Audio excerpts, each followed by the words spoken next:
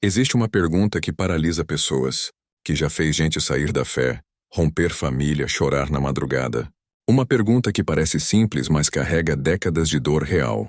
Homossexualidade é pecado? E a maioria das pessoas recebe uma de duas respostas. Sim, a Bíblia é clara. Ou não, Deus é amor, ponto final. Mas e se as duas respostas estiverem sendo preguiçosas? E se a pergunta real não for o que a Bíblia diz, mas o que a Bíblia realmente está dizendo? Porque tem uma diferença enorme entre ler um texto e entender o texto. Hoje a gente vai entrar nos textos de verdade. Sem escapar. Sem moralismo barato. Sem relativismo vazio. Com honestidade histórica, contexto real e respeito pela inteligência de quem está assistindo. Antes de qualquer coisa, precisamos entender uma coisa fundamental sobre como a Bíblia funciona. A Bíblia não é um livro, é uma biblioteca. Escrita ao longo de mais de 1000 anos, por dezenas de autores diferentes, em culturas radicalmente distintas, falando para povos em contextos específicos. Quando você pega um versículo de Levítico e aplica diretamente ao século XXI, sem nenhuma mediação histórica, é como pegar uma lei romana do século III e tentar aplicá-la num tribunal brasileiro hoje. Não significa que não tem verdade ali. Significa que você precisa perguntar: o que esse texto estava dizendo para quem ele foi escrito? E o que esse princípio significa para nós hoje? Essa distinção salva vidas, literalmente. Os textos usados contra a homossexualidade são conhecidos como clobber passages, versículos usados como porrete. Eles são poucos, menos de 10 em toda a Bíblia, num livro com mais de 31.000 versículos. Para comparar, a Bíblia fala sobre justiça social, cuidado com o pobre e o estrangeiro mais de 2.000 vezes. Isso já deveria nos dizer algo sobre as prioridades do texto. Mas vamos aos versículos. Levítico 18:22. Não te deitarás com homem como se deita com mulher. É a abominação. Essa é a passagem mais citada. E o problema começa no mesmo livro que a contém. Levítico também proíbe comer camarão, misturar tecidos diferentes, plantar duas culturas no mesmo campo, e determina que quem insultar o pai ou a mãe deve ser morto. Levítico 29. Nenhuma tradição cristã séria aplica essas leis hoje. Por quê? Porque o Novo Testamento e a teologia cristã entendem que as leis do Levítico fazem parte do código cerimonial e civil de Israel, um povo específico num tempo específico. Mas então por que esse versículo específico continua sendo aplicado, enquanto os outros são ignorados? Essa inconsistência precisa ser nomeada.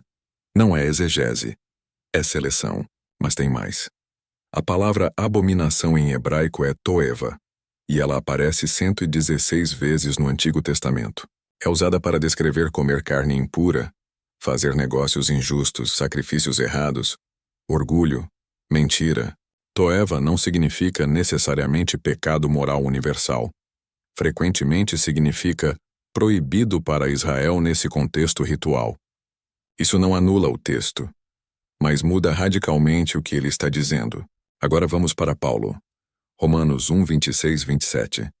Esse é o texto mais complexo e mais mal interpretado. Paulo descreve pessoas que trocaram o natural pelo antinatural em relações entre pessoas do mesmo sexo. Mas antes de aplicar isso a qualquer pessoa gay do século XXI, precisamos perguntar: o que Paulo estava vendo?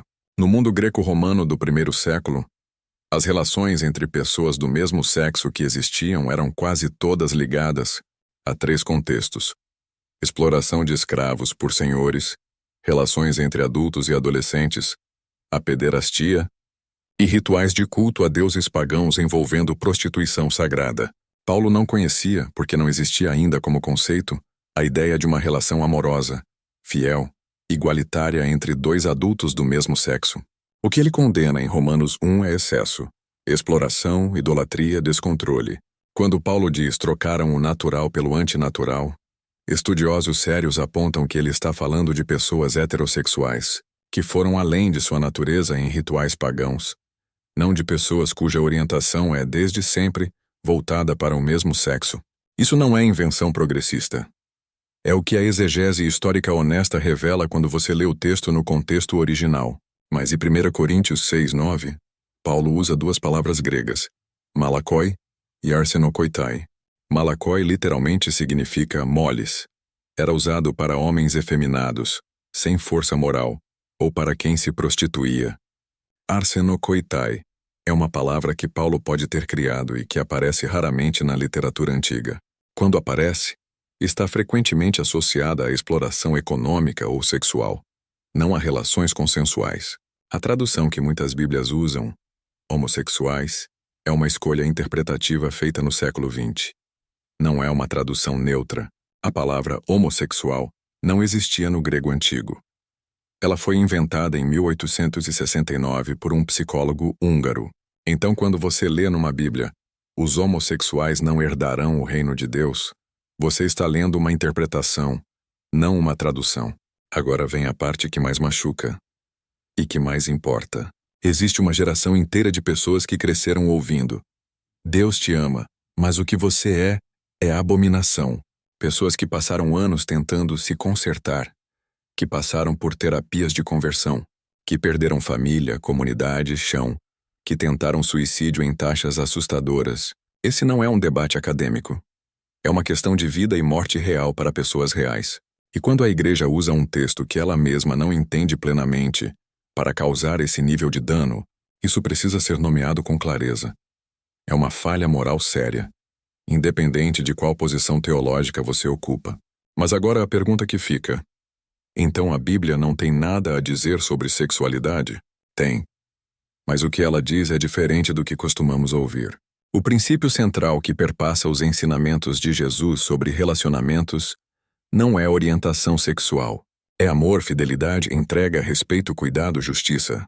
Jesus não disse uma palavra sequer sobre homossexualidade. Nenhuma. Em nenhum dos 4 evangelhos. Mas falou extensamente sobre orgulho, hipocrisia, riqueza, exclusão, julgamento e falta de compaixão. O que é curioso, quando você pensa em quais grupos estão mais frequentemente sendo excluídos em nome dele. Então, o que a leitura simbólica e profunda nos diz sobre isso tudo? A água em toda a Bíblia simboliza vida, purificação, fluxo, o que não pode ser represado sem apodrecer. Reprimir quem alguém é, em nome de uma leitura que talvez sequer seja o que o texto está dizendo, não produz santidade. Produz estagnação, adoecimento, morte interior. A luz, símbolo de verdade e consciência, não diz: esconde quem você é. A luz revela. A luz liberta. A luz convida à inteireza.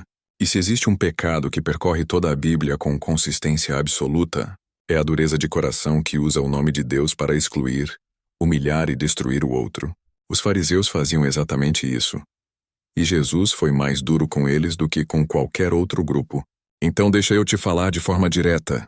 Se você é uma pessoa gay, lésbica, bissexual ou trans, que cresceu ouvindo que Deus te rejeita, os textos usados contra você foram mal traduzidos, mal contextualizados e mal aplicados pela maioria das tradições que os usaram. Isso não significa que não existem perguntas abertas. Significa que a condenação fácil não tem a base sólida que apresenta ter. E se você vem de uma tradição que ainda mantém uma visão conservadora sobre isso, a pergunta mais honesta não é: o que eu acho certo? A pergunta é: que tipo de fruto esse ensinamento está produzindo na vida das pessoas? Porque Jesus foi muito claro sobre como reconhecer se algo vem da luz ou das trevas. Pelos frutos os conhecereis, Mateus 7,16. Não é necessariamente o estado do texto. É o estado do coração que o usa. Homossexualidade é pecado? A resposta honesta é: os textos usados para dizer que sim são muito mais complexos, muito mais contextuais e muito mais disputados do que a maioria das pessoas foi ensinada a acreditar. E qualquer leitura da Bíblia que produz exclusão sistemática, dano psicológico e morte de pessoas, merece ser examinada com toda a seriedade que uma questão de vida e morte exige. Porque enquanto a alma ainda busca a verdade, a história ainda não acabou. Agora eu quero saber de você. Como você foi ensinado sobre esse tema? O que mudou ou não mudou na sua leitura depois desse vídeo? Comenta aqui embaixo com honestidade. E no próximo vídeo, a gente vai entrar em outra frase de Jesus que quase ninguém entende direito. O reino de Deus está dentro de vós. Porque talvez ela mude tudo o que você acha que sabe sobre onde Deus mora.